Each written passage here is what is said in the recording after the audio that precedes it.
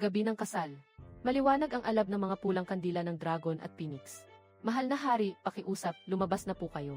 Ang emperatris na si Suking Luan, suot ang kanyang korona at maringgan na kasuotan, ay nakaupo ng tuwid sa gilid ng kama.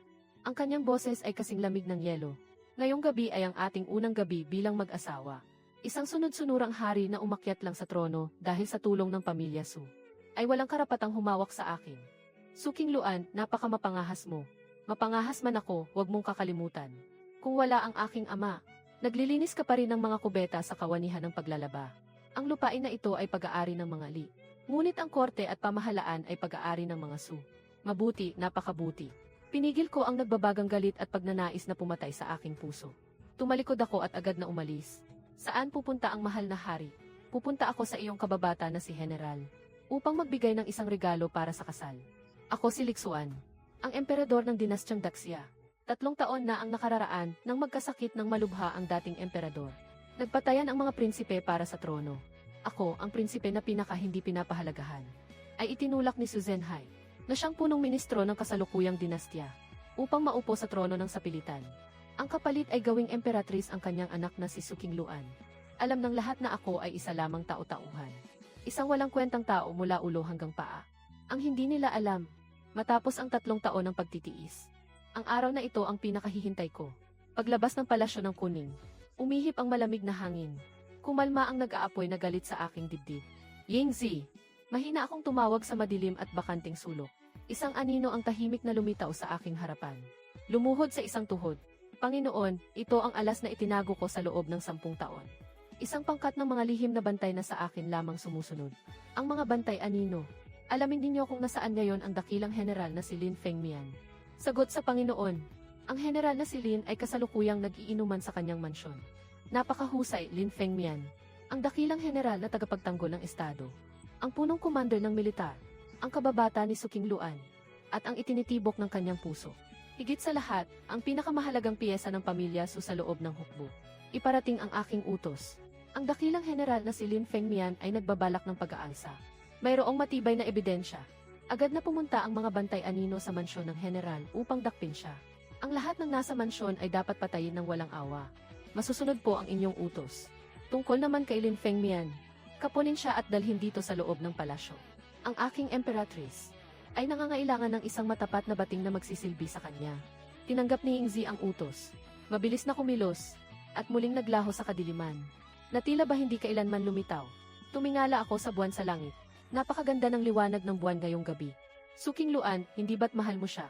Hahayaan ko siyang samahan ka sa paraang hindi mo inaasahan. Magpakailanman sa iyong tabi. Pagbalik sa bulwagan ng Yangtze, hinubad ko ang aking damit pangkasal. At nagsimulang magbasa ng mga opisyal na ulat. Ang mga ulat na ito, 9 sa bawat 10 ay mga pagbati ko sa akin. Sinasabing ako ay maluho at mapaglustay. Walang disiplina. Sinasabing ako ay nalulunod sa aliw. At hindi pinapahalagahan ang pamamahala. Ang natitirang isa, ay pagsusumamo sa akin alang-alang sa kapakanan ng bayan. Naway magkaanak na ng tagapagmana ng trono sa lalong madaling panahon. Nakakatawa, isantabi ko muna ang mga kasulatan. Tahimik akong naghihintay. Makalipas ang 1 oras, narinig ang magulong mga yabag sa labas ng bulwagan ng Yangtze. Mahal na hari, hindi niyo po maaaring gawin ito. Bakit tila gulantang na gulantang kayo? Ang punong ministro, kasama ang lahat ng opisyal, ay nakaluhod sa labas ng bulwagan. Sinasabing ang inyong utos ay isang malaking pagkakamali. Nakikiusap silang bawiin niyo ang inyong dekreto. Hayaan mo silang lumuhod doon. Lixuan, lumabas ka rito. Nakasuot lamang siya ng manipis na pantulog. Gulo-gulo ang buhok. Wala na ang bakas ng dangal ng isang reyna. Mahal na reyna, bakit po kayo naparito? Lixuan, nawawala ka na ba sa sarili mo? Anong karapatan mong dakpin siya? Paano magagawang mag-aklas ni Kuya Fengmian? Dahil ako ang emperador. Nasaan ang ebidensya? Anong ebidensya ang hawak mo? Kapag sinabi kong nag-aklas siya, ibig sabihin ay nag-aklas siya. Naghiganti ka lang dahil sa pansariling galit. Dahil lang hindi kita hinayaang hawakan ako. Gagawin mo ito sa kanya. Tama ang hinala mo. Lixuan, subukan mong saktan kahit isang hibla ng buhok niya. Hindi ka mapapatawad ng pamilyang Su. Ganoon ba, natatakot tuloy ako. Eksakto sa sandaling iyon, muling nagpakita si Yingzi. May hawak siyang kahon na tumatagas ang dugo. Panginoon, matagumpay po ang aking misyon. Kinuha ko ang kahon, at basta na lamang itong ipinatong sa lamesa. Ano ito? Isang regalo para sa kasal ng reyna. Binuksan ko ang kahon. at lumuhod sa harap niya. Nang yumuko si Suking Luan upang tingnan ito. Noong una ay nalito siya, ngunit biglang nanliit ang kanyang mga balintataw, at nagpakawala ng isang napakatinis na tila hindi nagaling sa tao. Napaatras siya ng pasuray-suray, at bumagsak sa sahig ng nakaupo. Namumutla at tila nawala ng dugo ang kanyang mukha. Sa loob ng kahon ay isang tumpok ng dugo ang laman. Iyon ang pinakaimportanteng bahagi ng katawan. Nang minamahal niyang si Kuya Feng Mian. Nagustuhan mo ba, simula pa lang ito? Hahayaan kitang panoorin ang dilat ang iyong mga mata kung paano. Isa-isang wawasakin ang lahat ng pinapahalagahan mo. Nababaliw na si Suking Luan. Tila isa siyang loka-loka na nananakit at nangangagat sa akin. Habang walang tigil ang kanyang mga sumpa, ang mahal na reyna ay lubhang nagdadalamhati. Kaya naman hindi na siya nasa katinuan. Ibalik siya sa palasyo ng kuning at bantayang mabuti. Nang wala akong utos, huwag niyo siyang hahayaang humakbang kahit 1 pulgada palabas. Nanginginig sa takot na inalalayan ng mga katulong si Suking Luan palabas. Sa labas ng bulwagan ng Yangtze, ang punong ministro na si Su Zhenhai at ang mga opisyal ay nakaluhod pa rin doon. Mahal na hari, ang inyong lingkod ay nagkasala. Nabigo akong turuan ng maayos ang aking anak. Kaya naman nabulabog ang inyong katahimikan. Matalino siyang tao. Alam niyang hindi na niya maaasahan ang kanyang anak. Kaya agad niyang binago ang kanyang taktika. Mahal na hari, ang tungkol kay Lin Feng Mian ay tiyak na isang hindi pagkakaintindihan. Nakita ko siyang lumaki. Tapat siya at masunurin. Imposible po siyang mag-aklas. Nakikiusap ako, mahal na hari, suriin niyo po itong mabuti. Napaka-ingrande ng kanyang boses. Na tila ba kapag hindi ako pumayag ay magmumukha akong isang hangal na hari. Ganoon ba? Naglakad ako patungo sa pintuan ng bulwagan. Pinagmamasdan sila mula sa itaas ng may paghama. Minamahal na Su, sinasabi mo bang pinararatangan ko lang siya ng walang batayan? Hindi po mangahas ang inyong abang lingkod. Ngunit ang usaping ito ay lubhang seryoso. At maraming madadamay dito. Nakikiusap po ako sa mahal na hari na mag-isip-isip muna ng mabuti.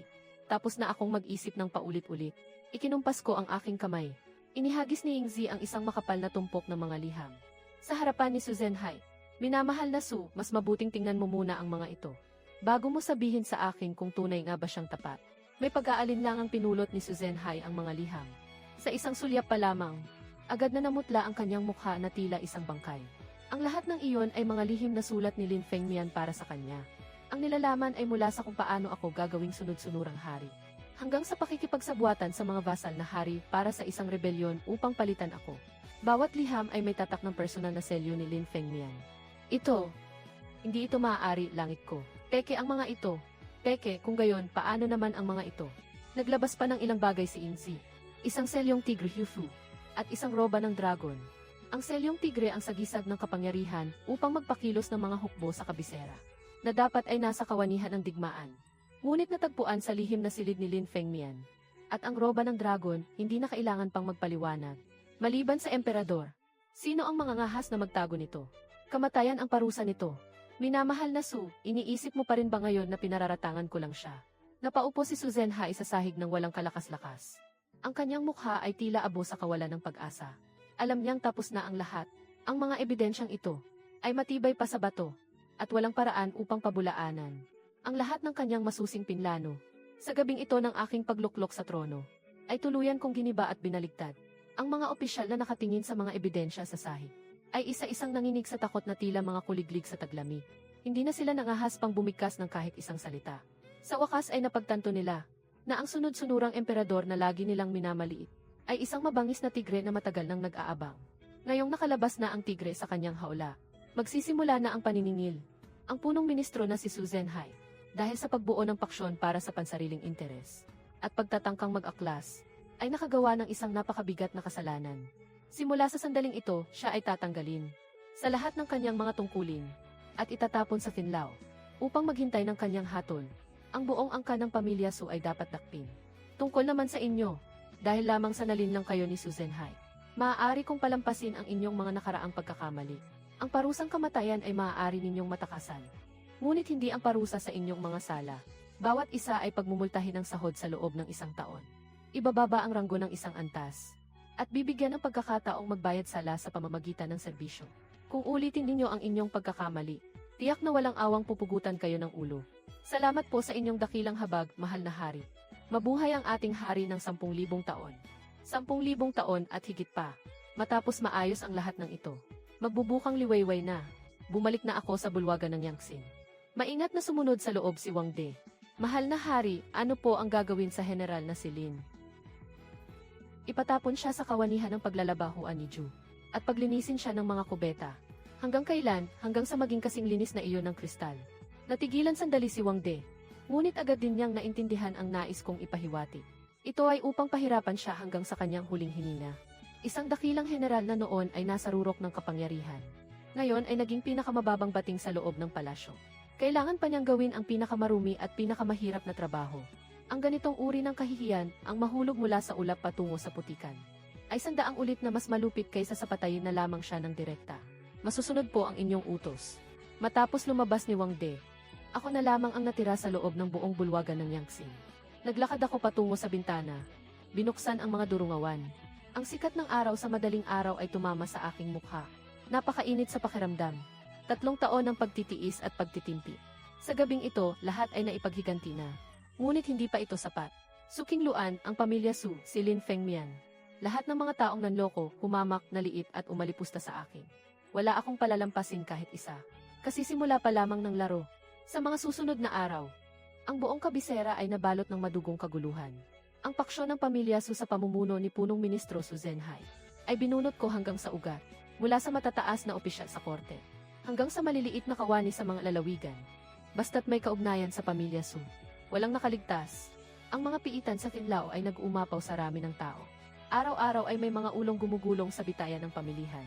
Sa sandaling iyon, ang lahat sa buong kaharian ay nangangamba para sa kanilang buhay. Ang mga opisyal na dati ay pakitang tao lamang ang pagsunod sa akin. Ngayon ay para silang mga daga na nakakita ng pusa kapag kaharap ako. Ni hindi makahinga ng maluwag. Sa sesyon sa korte kinaumagahan, wala nang nangahas na tumutol sa aking mga desisyon. Kapag sinabi kong isa, walang mangangahas na magsabi ng dalawa. Ang ganitong pakiramdam ng pagkakaroon ng ganap na kapangyarihan ay sadyang nakakalasing. Ngunit gising ang aking diwa. Pansamantala lamang ito. Ang impluwensya ng pamilya Su ay malalim at malawak ang pagkakaugat. Bagamat naputol ko na ang pangunahing sanga, marami pa ring mga ugat ang nakabaon ng malalim sa lupa. Ang mas mahalaga ay ang kapangyarihang militar. Kahit na napabagsak ko na si Lin Fengmian, ang daan-daang libong hukbo sa ilalim niya ay nakahimpil pa rin sa labas ng kabisera. Walang pinuno ang grupo. Hindi matatag ang loob ng mga sundalo. Ito ay isang malaking banta. Kapag hindi ito naayos ng maigi, maaari itong magpaliyab ng rebelyon anumang oras. Isang araw, habang inaasikaso ko ang mga usaping militar sa Dance, pumasok si Wang De upang magulat, mahal na hari. May balita po mula sa palasyo ng Kuning. Ang mahal na reyna ay nag-aayuno na. Ilang araw na. Sumasagot po sa mahal na hari. 3 araw na po. Ni isang butil ng kanin o patak ng tubig ay hindi tumatago sa kanyang labi. Alam ko na, hayaan mo lang siyang magpatuloy. Ikinumpas ko ang aking kamay ng walang pakialam. Gusto niyang gamitin ang paraang ito para pilitin akong sumunod. Napakababaw ng kanyang pag-iisip. Sabi po ng manggagamot ng palasyo kapag nagpatuloy pa ito. Nangangamba silang hindi nakakayanin ng katawan ng mahal na reyna. Kung hindi na kaya, hayaan siyang mamatay. Isang reynang hindi marunong sumunod. Ano pa ang silbi ng pananatili niya? Sa sobrang takot ni Wang De ay bigla siyang napaluhod sa sahig. Mahal na hari, pakiusap po, huminahon kayo. Ang inyong alipin ay naging masyadong madaldal. Wang De, gaano ka nakatagal na ninilbihan sa Keith? Sumasagot po sa mahal na hari. Mula noong kayo ay isa pa lamang prinsipe. Ang inyong alipin ay sumusunod na sa inyo. May 10 taon na po. 10 taon na pala, tumayo ka na. Hindi ka sinisisi ng BFS. Salamat, mahal na hari. Ipaabot mo ang aking utos. Dalhin si Lin Fengmian sa palasyo ng Kuning. Natigilan si Wang De. Hindi niya maintindihan kung ano ang binabalak ko. Mahal na hari, ito po. Nais kong ipakita sa reyna. Ang lalaking palagi niyang iniisip. Kung ano na ang hitsura nito ngayon. Nais ko ring ipaunawa sa kanya. Kung kanino galing ang lahat ng tinatamasa niya ngayon. Ipaalam sa kanya kung ano ang kahihinatnan ng pagsuway sa akin. Pagdating ko sa palasyo ng Kuning, si Suking Luan ay nakahiga sa kama. Ang kanyang mukha ay tila isang marupok na sining. At ang kanyang hininga ay papatid na. Nang marinig ang mga yabag, dahan-dahan niyang idinilat ang kanyang mga mata. Nang makitang ako iyon, ang kanyang mga mata ay agad nagliyab sa matinding puot. Anong ginagawa mo rito? Naparito ka ba upang makitang patay na ako? Nagbibiro ang reyna. Naparito ako upang bigyan ka ng makakasama. Pinalakpak ko ang aking mga kamay. 2 batang bating ang umakay sa isang taong marumi at mabaho. Isang taong tila isang tuyot na kahoy ang pumasok. Ang taong iyon ay nakayuko. Hindi maaninag ang kanyang mukha. Ngunit dahil sa masangsang na amoy na mula sa kanya, Mahulaan mo kung ano ang kanyang pinagdaanan. Sino ito? Tingnan mong mabuti, Reyna. Hindi mo na ba siya nakikilala? Sinisyasan ko ang mga bating na iangat ang ulo ng taong iyon. Isang mukhang puno ng dumi. Ngunit bakas pa rin ang dating kisig ng kanyang mukha. Ang bumungad sa harap ni Suking Luan. Kuya Feng Mian. Hindi siya makapaniwala sa kanyang nakita. Ang taong nasa harap niya na tila isang pulubi ay ang dating magiting at tanyag na tao. Ang hindi matalo-talong dakilang general. Na si Lin Feng Mian. Mahal na Reyna. Bakit? Bakit ka nagkaganyan? Dahil sa iyo. Liksuan, hayop ka. Sana ay hindi ka mamatay ng matiwasay. Agad ko siyang sinampal. Isang malakas na sampal sa mukha ni Lin Feng Mian. Lapastangan, sa harap ko ay nangangahas ka pang magsalita ng ganyan. May tumulong dugo sa gilid ng labi ni Lin Feng Mian. Tiningnan niya ako ng masama. Ngunit hindi na siya nangahas pang magsalita. Kuya Feng Mian, liksuan, sa akin mo ibuhos ang galit mo. Huwag mo siyang pahirapan. Sa iyo ko naman talaga ito ibinubuhos. Hindi ba't mahal mo siya? Dahil sa kanya, hindi mo man lang ako iginalang. Ngayon, hahayaan kong samahan kanya habang buhay. Simula sa araw na ito, ikaw na ang punong bating ng palasyo ng Kuning. Nangatal ng matindi ang katawan ni Lin Feng Mian. Hayaan siyang maglingkod kay Suking Luan. Mas masakit pa ito kaysa sa kamatayan. Ikaw ang mamamahala sa pagkain at pamumuhay ng Reyna. Kung may mabawasan kahit isang hibla ng buhok ng Reyna, babalatan kita ng buhay. At hinarap ko si Suking Luan. Isa-isang binitawan ang mga salita. Bibigyan kita ng dalawang pagpipilian. Una, kumain ka ng maayos. At gampanan ang iyong tungkulin bilang Reyna. Masisiguro kong mabubuhay siya ng may dangal. Pangalawa, ituloy mo ang iyong pag-aayuno. Sa bawat araw na magutom ka, puputulan ko siya ng isang daliri. Kung 2 araw kang magutom, isang kamay ang puputulin ko sa kanya. Hanggang sa maging tagtad na karne siya na ipapakain ko sa mga asong gala sa palasyo. Pumili ka. Agad na namutla ang mukha ni Suking Luan. Tumingin siya sa akin. Puno ng matinding takot ang kanyang mga mata. Alam niyang ginagawa ko ang lahat ng aking sinasabi. Hindi siya natatakot mamatay. Ngunit natatakot siyang pahirapan si Lin Feng Mian ng dahil sa kanya. Kakain. Kakain ako. Hirap na hirap niyang binitawan ang mga salitang iyon. Tahimik na pumatak ang kanyang mga luha. Mabuti. Sino ang naririyan? Ihain ang pagkain para sa mahal na Reyna. Agad na inihanda sa hapag ang isang masaganang piging. Tagapamahalang Lin, bakit nakatunganga ka pa riyan? Hindi mo ba narinig na nagugutom na ang mahal na Reyna? Bilisan mo at paglingkuran siya. Nanggagalaiti sa galit ang mga kamao ni Lin Feng Mian hanggang sa tumunog ang kanyang mga buto.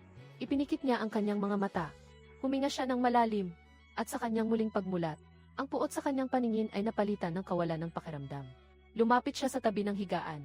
Kinuha ang isang mangkok ng lugaw. Sumalok siya gamit ang kutsara, at inilapit ito sa mga labi ni Suking Luan.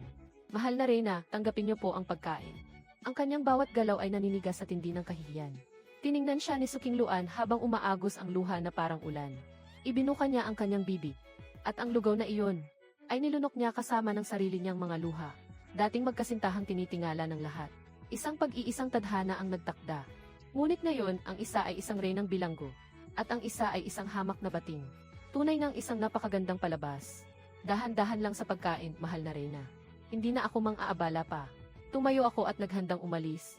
Liksuan, ano ba talagang balak mo? Wala akong balak na anuman. Nais ko lang ipaalala sa iyo. Kung sino ba talaga ang lalaki mo, at kung sino ang tunay na Panginoon ng mundong ito. Ang lahat ng nais mo, ay kaya kong ibigay sa iyo. Ngunit kapag nangahas kang pagtaksilan ako, kaya kong sirain ang lahat ng mayroon ka. Pagkatapos magsalita ay tumawa ako ng malakas at lumisan. Pagbalik sa aking silid-aklatan, agad kong ipinatawag ang bagong talagang ministro ng digmaan na si Zhang Qian. Si Zhang Qian ay isa sa aking mga pinagkakatiwalaang tauhan. Nalihim kong sinanay noong ako ay isa pa lamang prinsipe. Walang duda ang kanyang katapatan sa akin. Mahal na hari, ang daan-daang libong hukbo sa labas ng kabisera. Kumusta na ang kalagayan nila sa ngayon? Mahal na hari, hindi po maganda ang balita. Matapos madakip si Lin Feng Mian, kumalat ang mga sabi-sabi sa buong hukbo. Namamayani ang pangamba sa bawat isa. Ang mga general ay pawang mga tauhan ni Lin Feng Mian. Lantaran silang sumusuway sa inyong mga utos. Ang mga taong ipinadala ko upang mamahala sa hukbo ay lahat hinarang at hindi pinayagang makapasok sa kampo. Balak ba nilang mag-aklas? Hindi ko po pangahasang sabihin, mahal na hari. Ngunit kung hindi ito agad masosolusyonan, nangangamba akong magkaroon ng malaking kaguluhan. Naiintindihan ko, maaari ka ng lumisan. Matapos umalis ni Zhang Qian, nalubog ako sa malalim na pag-iisip. Hindi naman sa hindi ko kayang magpadala ng hukbo upang supilin sila.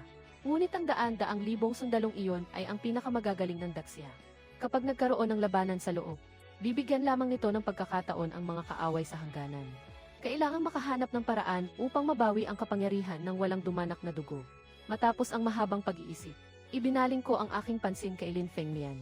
Ang nakabuhol ang siyang dapat magkalas.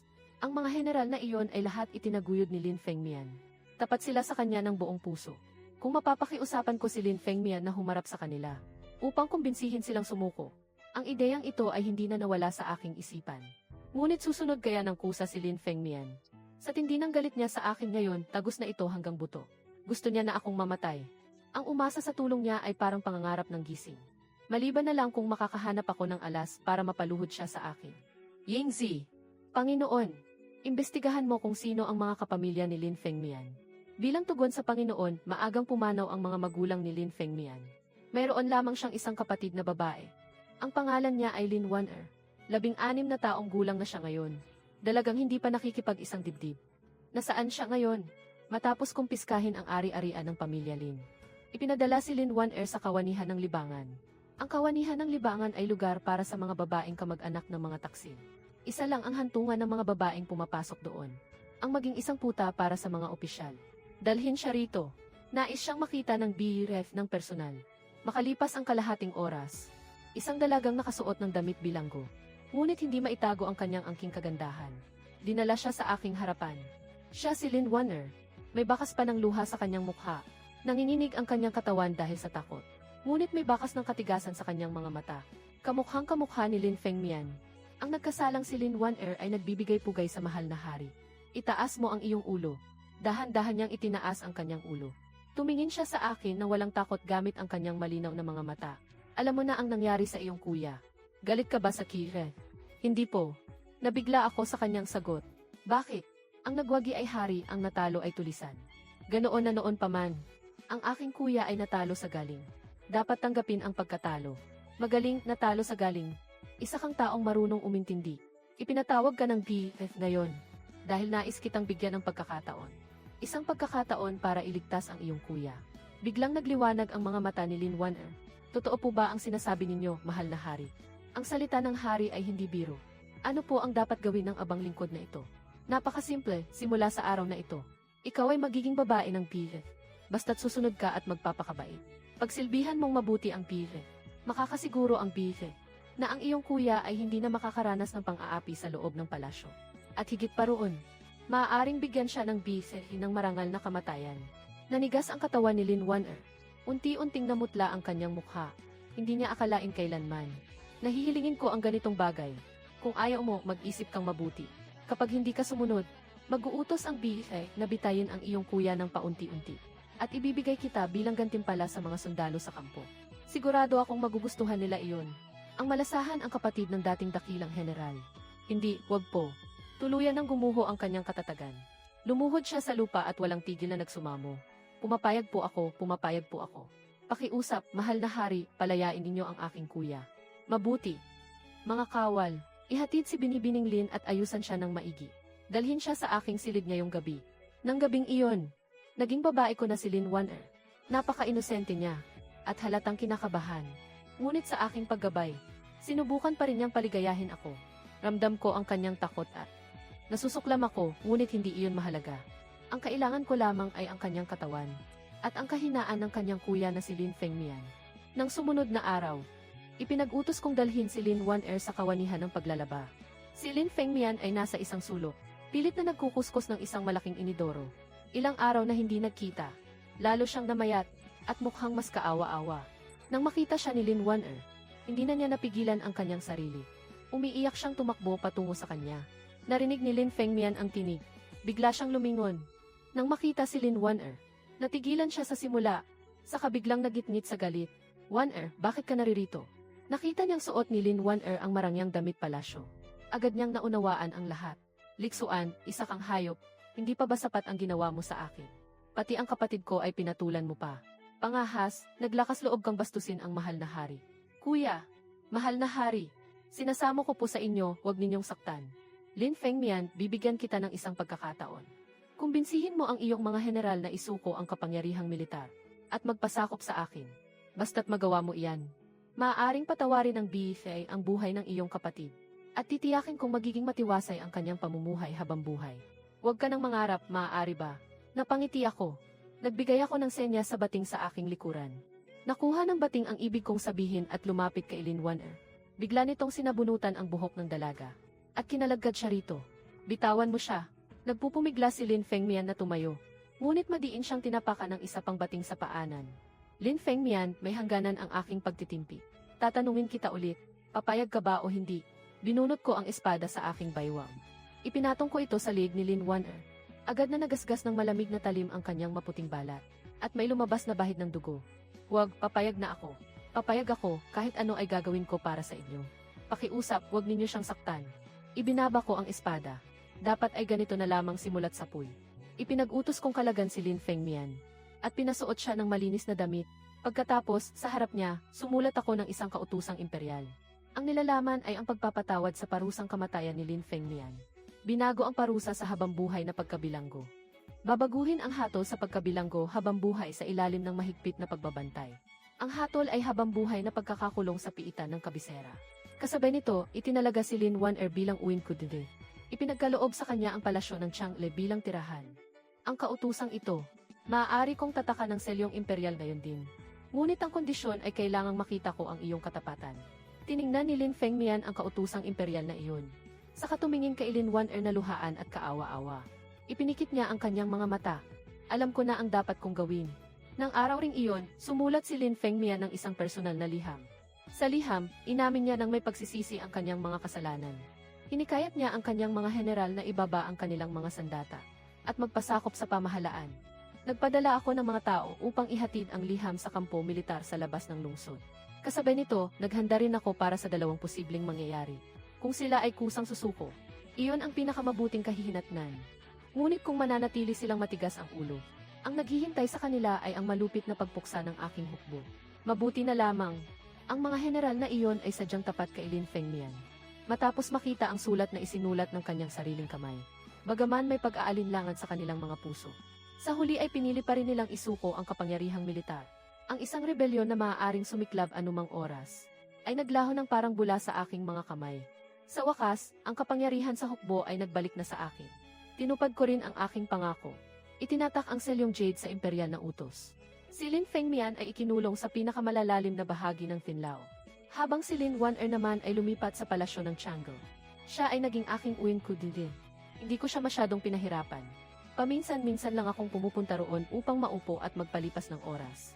Ang kanyang pagtingin sa akin ay puno pa rin ng takot kaysa sa pagmamahal.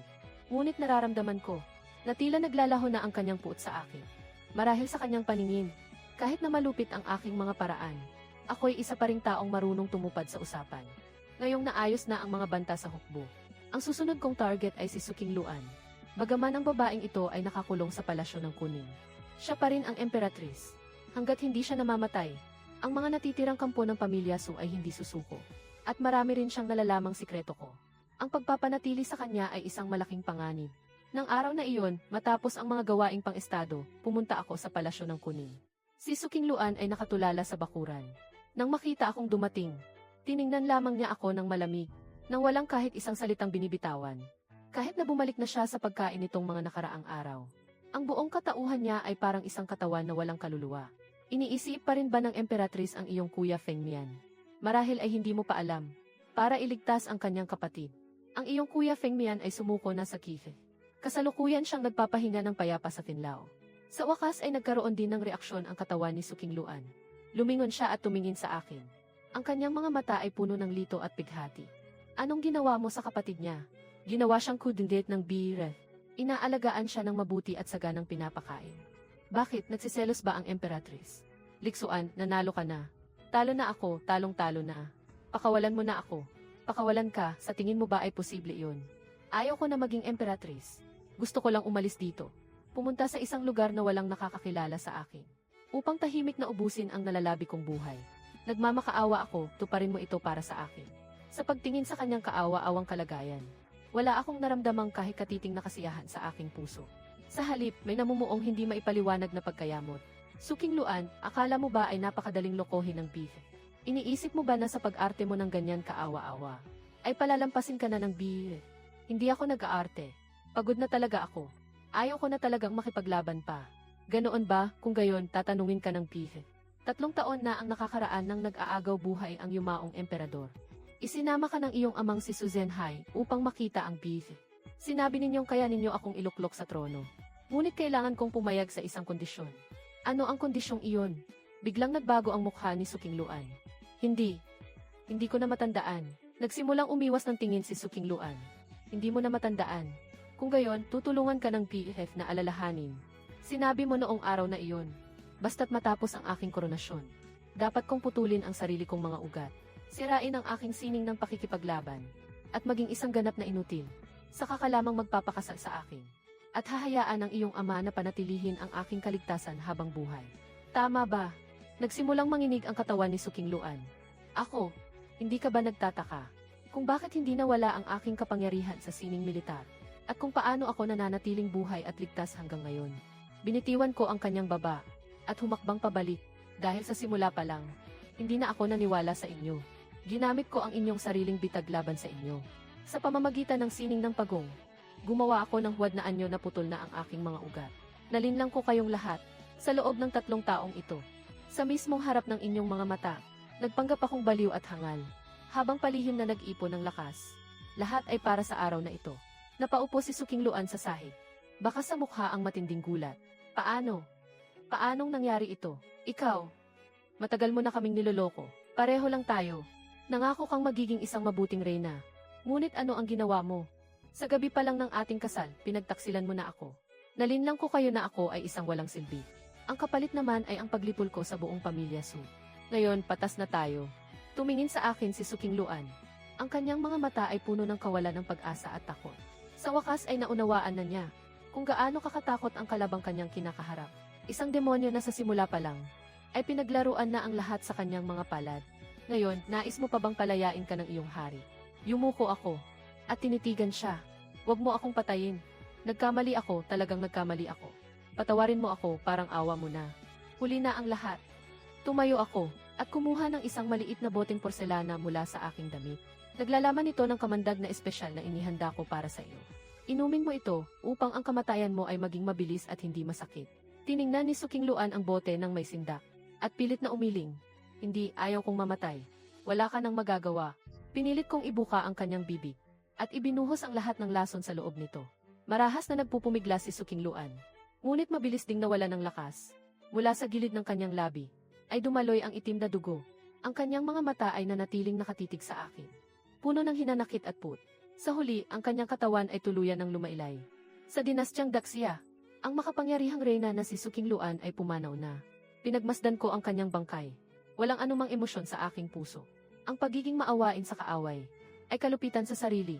Ang katotohanan ito ay natutunan ko na 3 taon na ang nakalilipas. Matapos tapusin si Sukingluan, hindi ako huminto. Bagamat bumagsak na ang pamilya Su. Marami pa ring mga opisyal na tulad ng damo kung saan ang hangin ay doon kumikiling. Ang mga taong ito ay kailangang maturuan ng leksyon. Kaya naman, sa ngalan ng paglilinis sa pamahalaan, naglunsad ako ng mas malaking bagyo sa loob ng palasyo. Lahat ng mga opisyal na tiwali at mapang-abuso ay pinarusahan ng walang katumbas na awa. Sa isang sandali, ang buong burokrasya ay nabalot ng takot. Ngunit dahil dito, ang sistema sa palasyo ay naging malinis. Ang mga utos ay nasusunod ng maayos. At ang mga mamamayan ay namuhay ng payapa. Ang aking dangal at kapangyarihan ay umabot sa rurok nito. Alam na ng lahat na nagbago na ang ihip ng hangin sa Daxia. Ang dating tau-tauhang emperador, naging isang matatag at malupit na hari na ang salita ay batas. At ako, sa wakas ay payapa nang nakaupo sa tronong dragon na ito. Tinatamasa ang walang hanggang pangulila sa rurok ng kapangyarihan. Mabilis na lumipas ang panahon. Sa isang kisap mata, 3 taon na ang nakalipas. Sa loob ng 3 taong ito, pinamahalaan ko ang bansa ng may buong pagsisikap. Ang lakas ng dinastyang Daxia ay patuloy na umuunlad araw-araw. Ang mga mamamayan ay namumuhay ng payapa at sagana. Ang kapayapaan ay naghahari sa buong lupain. Naging isang matalinong hari ako na karapat dapat purihin sa mga aklat ng kasaysayan. Sa loob ng palasyo, tumanggap din ako ng maraming asawa. Ngunit hindi na ako kailanman nagluklok ng bagong reyna. Si Lin Waner ay nananatiling tahimik na si Uin Kudinde. Isinilang niya para sa akin ang isang prinsipe. Pinangalanan siyang Lian. Ito ang aking panganay na anak. Labis ko siyang minamahal. Dahil dito, ang katayuan ni Lin Waner sa palasyo ay lalong tumaas. Ngunit tila wala siyang pakialam sa mga bagay na ito. Ang kanyang buhay araw-araw ay pag-aalaga sa anak, pagbabasa ng aklat at pagtugtog ng kudyapi. Hindi nakikipag-agawan, hindi nakikipagtunggali. Namumuhay ng malayo sa gulo ng mundo. Ang relasyon naming dalawa ay naging napaka-espesyal. Hindi katulad ng mag-asawa, kundi mas parang mga kaibigang may mataas na paggalang sa isa't isa. Minsan, kapag pagod na ako sa mga gawaing pang-estado, pumupunta ako sa kanya upang maupo sandali. Ipagtitimpla niya ako ng isang takure ng tsaa at tutugtog ng isang himig na nagpapakalma ng isipan. Bihira kaming mag-usap, ngunit napaka-komportable ng pakiramdam. Akala ko, ang mga araw ay magpapatuloy ng ganitong kapayapa, hanggang sa isang apurahang mensahe mula sa hangganan. Ang bumasag sa katahimikang ito. Ang mga tribong barbaro sa Hilaga ay nagtipon ng 500,000 hukbo. Bigla ang sumugod patimog, at sinakop ang pasong Yanmen. Ang general sa hangganan ay nasawi sa labanan. Daan-daang libong mamamayan ang nawala ng tirahan. Nang dumating ang balita, gumalaw ang buong korte at ang bayan. Ito ang pinakamalaking krisis na kinaharap ko. Mula nang umakyat ako sa trono, agad akong nagpatawag ng isang kagyat na pulong militar. Sa loob ng korte, ang paksyon ng digmaan at paksyon ng kapayapaan ay matinding nagtatalo. Naniniwala ang paksyon ng kapayapaan na malakas ang mga barbaro. Hindi dapat makipagsagupaan ang ating hukbo ng harapan. Dapat magpadala ng sugo upang magbigay ng lupa at bayad pinsala para makamit ang kapayapaan. Ang paksyon ng digmaan naman ay naniniwalang ang mga barbaro ay may ambisyong parang lobo. Ang patuloy na pag-atras ay lalo lamang magpapalakas ng kanilang loob. Kailangang magpadala ng hukbo upang tuluyan silang durugin. Pinakinggan ko ang kanilang pagtatalo, nang hindi nagsasabi ng kahit isang salita, hanggang sa mapagod sila sa pag-aaway. At lahat sila ay tumingin sa akin, naghihintay ng desisyon. Tumayo ako. Pinagmasdan ang lahat ng opisyal sa bulwagan. Nagpasya ang ako na personal na mamuno sa digmaan. Mahal na hari, hindi po maaari. Ang mahal na hari ay may napakahalagang katawan. Paano ninyo mailalagay ang inyong sarili sa panganib? Pakiusap, mahal na hari, pag-isipan ninyong mabuti. Ang mga opisyal ay sama-samang lumuhod sa sahig. Nakapagpasya na ang ako. Kung hindi ako pupunta, paano mapapanatag ang loob ng mga sundalo? Kung hindi mapapanalunan ang digmaang ito, ang ako ay hindi na babalik. Iniwan ko ang Prinsipe Lian upang mamahala sa bansa. Kasama ang ilang pinagkakatiwalaang opisyal na tutulong sa kanya. Pagkatapos ay tinipon ang 300,000 hukbo. At buong giting na nagmartsa patungo sa hangganan. Noong gabi bago ang pag-alis, pumunta ako sa palasyo ng Changle. Alam na ni Lin Wan-er ang balita. Nang mabalitaan niya ang tungkol sa aking balak na pangunguna sa digmaan, hindi niya ako pinigilan. Tahimik lamang niyang inihanda ang aking mga dalahin.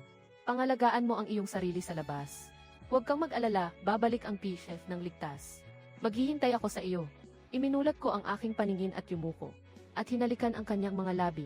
Ang halik na iyon ay malalim at matagal. Tila ba nais naming pag-isahin ang aming mga buhay sa isa't isa. Kinabukasan, nagsimula na ako sa aking paglalakbay. Ang hindi ko alam, sa sandaling lisanin ko ang kabisera. Isang mas malaking sabwatan ang lihim na nabubuo. Nang ang hukbo ay nasa kalagitnaan na ng daan, bigla akong nakatanggap ng isang lihim na sulat. Ang sulat ay galing kay Yingzi. Nasasaad sa sulat na matapos ang aking pag-alis, nagkaroon ng kakaibang pagkilos sa loob ng kabisera. May mga kahina-hinalang pangyayari sa palasyo. Nagkakagulo na sa loob ng kabisera. May ulat ng pagtataksil sa loob ng lungsod. Isang misteryosong puwersa. Ang lihim na nakikipag-ugnayan sa mga dating opisyal na hindi nasisiyahan sa akin. Tila nais nilang maglunsad ng kudeta habang wala ako. At ang pinuno ng puwersang ito ay ang taong hindi ko inaasahan, si Wang De. Sadyang hindi ka panipaniwala na si Wang De ang nasa likod nito. Siya nga, ang taong hindi ko akalaing magtataksil, si Wang De. Ang taong sumunod sa akin ng mahigit 10 taon. Ang punong bating na dati ay tila tapat na tapat. Pinagmasdan ko ang nilalaman ng sulat, at matagal na nanahimik. Bakit, sa tingin ko ay hindi naman naging masama ang pagtrato ko sa kanya? Bakit niya ako pinagtaksilan? Panginoon, kailangan na ba nating bumalik agad sa kabisera? Hindi na kailangan. Gamitin natin ang sarili nilang bitag laban sa kanila. Nais makita ng BCE kung anong laro ang pinaplano niya. Nagkunwari ako walang nalalaman. At ipinagpatuloy ang pagmartsa ng hukbo patungong hangganan. Kasabay nito, lihim akong nag-utos kay Yingzi. Nabantayang maigi ang bawat kilos ni Wang De. At protektahan ang mahal na prinsipe at si Lin Wan-er. Pagkalipas ng ilang araw, nakarating kami sa pasong Yanmen. Ang lugar na ito ay naging lupang abo na. Dinurog ng mga bakal na paa ng mga barbaro ang dating kasaganaan dito. Kahit saan ay may mga guho at bangkay ng mga mamamayan. Tumayo ako sa itaas ng kuta. Pinagmamasdan ang malaimpyernong tanawin sa aking harapan. Nag-aalab ang puot sa aking puso. Ihayag ang utos ng BF. Bawiin ang pasong Yanmen sa loob ng 3 araw. Ubusin ang lahat ng mga barbaro. Walang ititira kahit isa. Nagsimula na ang madugong labanan.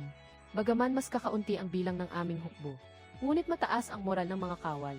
Sa ilalim ng aking personal na pamumuno, buong tapang na nilabanan ng mga sundalo ang kaaway. Matapos ang 3 araw at gabi ng madugong digmaan, sa wakas ay nabawi namin ang pasong Yanmen. Ang hukbo ng mga barbaro ay napilitang umatras sa gitna ng pagkatalo. Ngunit hindi sila sumuko ng ganoon na lamang. Sa halip ay umatras sila sa isang madiskarteng lugar sa labas ng paso. At doon kami nagkaharap sa isang tensyong sitwasyon. Alam ko na ang susunod ay isang mas malupit na huling labanan. At sa mismong pagkakataong ito, may nangyari na rin sa kabisera. Nagpadala ng balita si Ingzi. Kumilos na si Wang De. Nakipagsabuatan siya sa ilang mga general ng Guardia Imperial. Bigla silang nag-alsa at kinontrol ang palasyo. Ang prinsipe na si Lian at si Lin Waner ay ikinulong nila. Pagkatapos ay naglabas siya ng isang huwad na huling habilin ng yumaong emperador. Sinasabi sa habilin na hindi karapat-dapat ang aking pag-upo sa trono. Na hindi ako ang piniling tagapagmana ng yumaong emperador. Ang tunay na pinili ng yumaong emperador ay ang aking ikatlong kapatid. Ang ikatlong prinsip noon, si Like. Si Like ay natalo sa labanan para sa trono noon. At ginawa ko siyang isang karaniwang mamamayan. Ipinatapon sa isang lupain ng matinding put at ginaw. Ipinahayag ni Wang De na itatama niya ang lahat ng pagkakamali. Ibabalik ang ikatlong prinsipe upang magmana ng trono. Biglang nagkagulo sa buong kabisera. Ang mga dating opisyal na matagal nang maisama ng loob sa akin ay isa-isang nagsisunuran. Ang buong kabisera ay nahulog sa kamay at kontrol ni Wang De.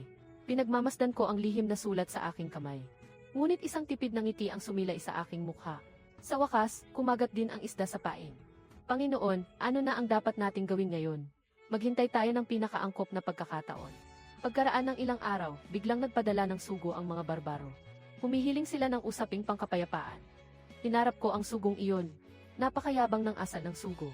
Naglatag siya ng maraming malulupit na kondisyon. Pumayag ako sa lahat ng ito. At ako pa mismo ang nagmungkahi. Nahanda kong ibigay sa kanila ang pasong Yanmen. Ang desisyong ito ay ikinagulat at ikinalito ng lahat ng mga general. Ngunit wala silang lakas ng loob na sumuway sa aking utos. Agad kaming lumagda ng kasunduang pangkapayapaan sa mga barbaro. Pagkatapos ay pinamunuan ko ang malaking hukbo pabalik sa palasyo. Akala ng lahat ay dahil ito sa kaguluhan sa kabisera. Nawala na akong ganang makipagdigma. Kaya pinili kong sumuko at makipagkasundo.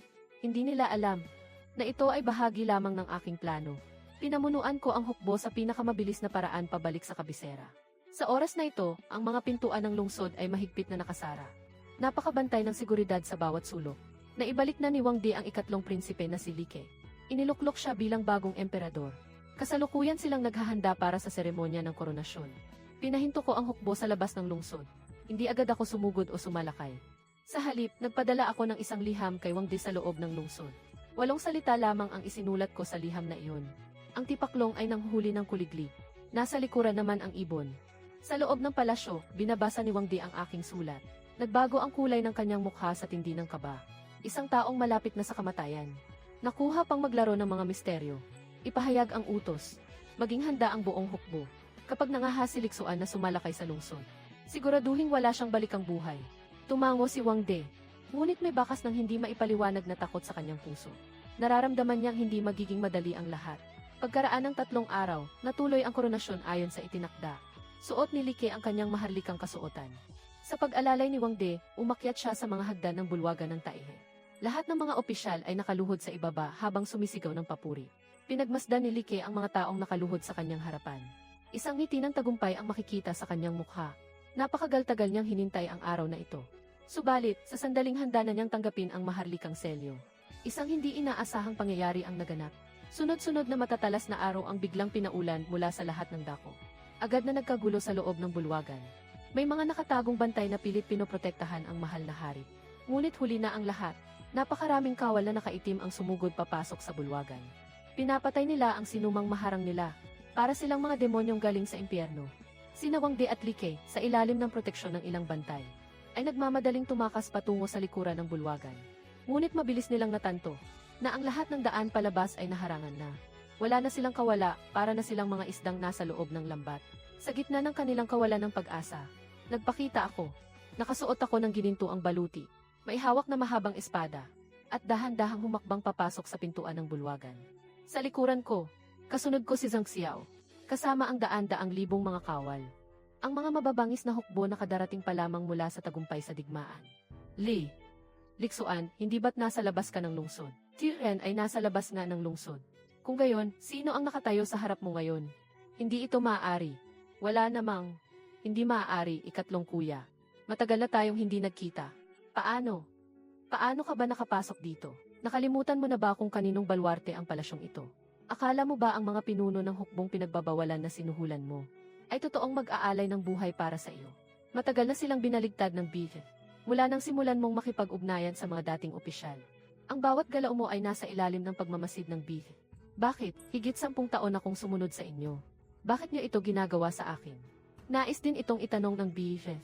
Bakit, sa kabila ng mabuting pagtrato ng BFF sa iyo? Bakit mo kailangang pagtaksilan ang BFF? Dahil ako rin ay kabilang sa pamilya Lee. Isiniwalat niya ang isang lihim na ikinagulat ko ng lubos. Lumalabas na siya pala ay anak sa labas ng yumaong emperador. Dahil sa kanyang mababang pinagmulan, napilitan siyang pumasok sa palasyo bilang isang bating. Matagal na siyang nagtatanim ng galit sa kanyang puso. Kaya naman, sinuportahan niya ang kapwa sa wimpaladang si Like na maupo sa trono. Upang pabagsakin ako. Tunay na katawa-tawa. Kung ganoon pala, ihahatid na ng kayong dalawang magkapatid sa kabilang buhay ng sabay. Pumikit sina Like at Wang De. Naghihintay sa pagdating ng kamatayan. Subalit sa sandaling iyon, isang tinig ang biglang umalingaw-ngaw. Hinto, mahal na hari, maaari po bang patawarin ang kanilang mga buhay? Bakit, ang kanilang kasalanan ay hindi sapat para sa kamatayan? At bata pa si Anne. Kailangan niya ng isang maawaing ama. Tiningnan ko si Lian sa aking bisig. Ang malinaw na mga matang iyon ay kamukhang-kamukha ni Lin Wan. Biglang lumambot ang aking puso. Sa huli, ibinaba ko ang aking espada. Ang parusang kamatayan ay maaari ng palampasin. Ngunit ang parusa sa buhay ay hindi matatakasan. Alisin ang kanilang mga titulo at gawing karaniwang mamamayan. At ikulong sila habang buhay. Salamat, mahal na hari. Iyon ang unang pagkakataon na nakita ko siyang umiti ng ganoon kaningning. Matapos masupil ang rebelyon, ang unang bagay na ginawa ko ay ang punitin ang kasunduang pangkapayapaan sa mga barbaro. Pagkatapos ay muli akong nanguna sa digmaan. Sa pagkakataong ito, hindi ko na sila binigyan ng anumang sansa. Pinamunuan ko ang malaking hukbo at nanalasa patungo sa kanilang kuta. Sa isang iglap ay nasakop ang palasyo ng mga barbaro. Sinunog ng hari ng mga barbaro ang kanyang sarili hanggang sa mamatay. Mula noon, wala nang digmaan sa hilagang hangganan. Sa araw ng aking matagumpay na pagbabalik sa palasyo, nagtipon ang libu-libong mamamayan sa mga kalsada para magbunyi. Karga ni Lin Wan si Lian habang nakatayo sa tore ng lungsod, nakatingin sa akin. Nagtagpo ang aming mga mata, at pareho kaming napangiti. Pagbalik sa palasyo, inilabas ko na ang ikalawang kautusan ng pagluklok sa trono mula nang ako'y maging hari. Itinalaga ko ang kagalang-galang na si Lin ng pamilya Lin bilang bagong reyna ng dinastyang Daxia. Sa seremonya ng koronasyon, hinawakan ko ang kanyang kamay habang umaakyat sa pinakamataas at kagalang-galang na luklukan. Tinanggap ang pagpupugay ng lahat ng mga opisyal. Mabuhay ang mahal na hari, 10,000 taon. Mabuhay ang mahal na reyna, 10,000 taon. Ang hiyawan na parang dagundong ng bundok at dagat ay umalingaw sa kalangitan. Tiningnan ko siya sa aking tabi, at tiningnan niya rin ako. Ang lahat ay naunawaan na kahit walang salita. Ang mga dating galit at mithiin ay naglaho na parang usok. Ang natitira na lamang ay ang paghawak sa iyong kamay, at ang pangakong tumanda kasama ka. Ang malawak na lupain at ilog na ito, na tila isang tula at pinta, dahil sa iyong piling, ay tunay na hindi na sayang ang ganda ng buhay.